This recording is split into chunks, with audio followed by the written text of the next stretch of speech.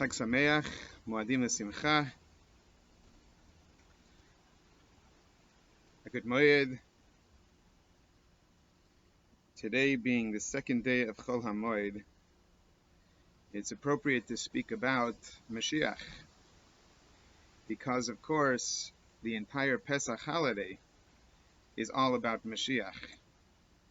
Many people think that the Pesach holiday is really about remembering the Exodus, which there is some truth to that. But the purpose of this remembering is to give us hope and inspiration for the future. So I want to start with a very simple question. Is the idea of Moshiach totally crazy? It's a valid question. It's a fair question. But I would counter that question by asking, 2 months ago, would we have thought that the idea of the entire world closing down, and I mean every single location on the planet, aside from Sweden,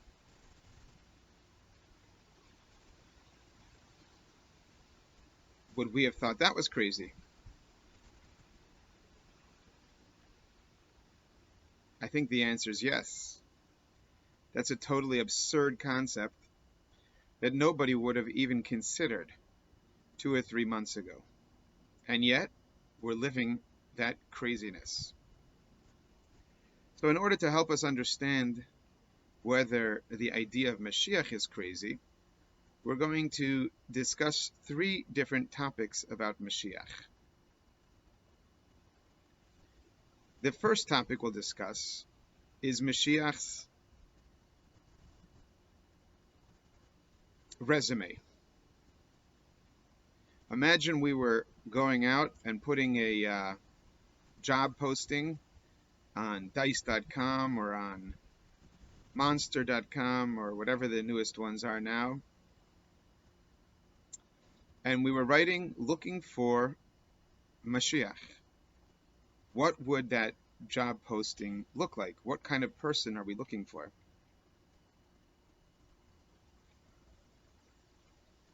And for this resume that we're looking for, I'm going to turn to chapter 11. And by that, all of my accountant friends, I hope, will not take a double entendre. Chapter 11 of the Laws of Kings and Their Wars in Maimonides, in Rambam.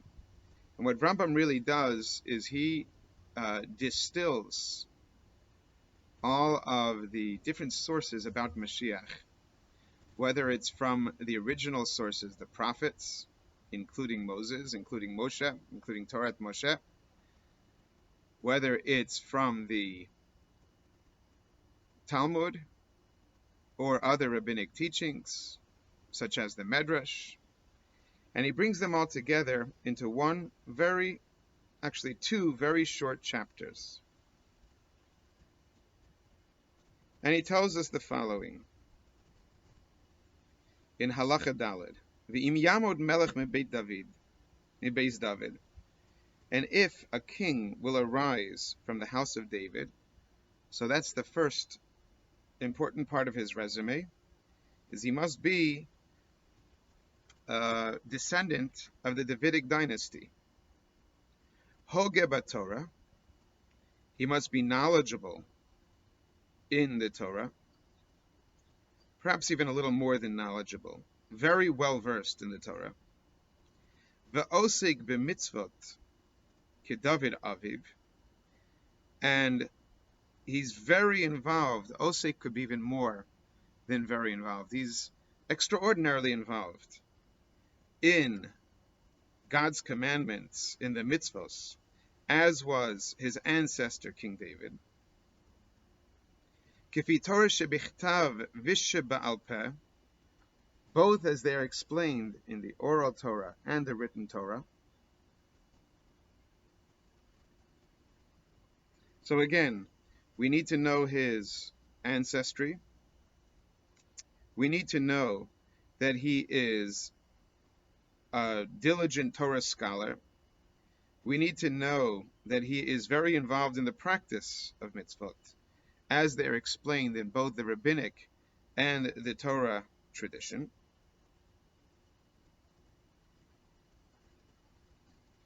V'yachov kol Yisrael leilech ba ulechazik bidka. And he is, and here's a hard word to translate, it means literally to force all of the Jews to follow in the ways of the Torah and in its study. Now the question is, does it really mean to force them, or does it mean to encourage them? The word Maimonides chooses seems to imply some sort of force, but it could also be perhaps encouragement. V'yilachem milchamais Hashem, and he will fight the wars of God. What those are is something we could certainly discuss. Harezeh becheskas shehu Moshiach. Somebody who has this kind of resume, we can assume that he is the Moshiach. And that is the Moshiach resume. I'm going to end this video here, but say that first of all, we're going to have a follow-up video describing his job description. So we understand his resume, then we're going to look for his job description. And then we're going to follow up with yet a third video describing what Maimonides foresees through the distillation, as I mentioned earlier, of all of the various important sources, starting from the Torah, going through the prophets, and the works of the rabbinic, the Talmud, and the Midrash. So that will be the third video discussing the era of Moshiach.